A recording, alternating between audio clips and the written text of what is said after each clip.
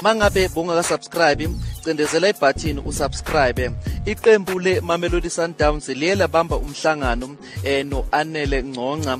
Lo mdlali ke ngokuzalwa uvela lapha ke endaweni yaseGugulethu khona lana ke eNingizimu Afrika.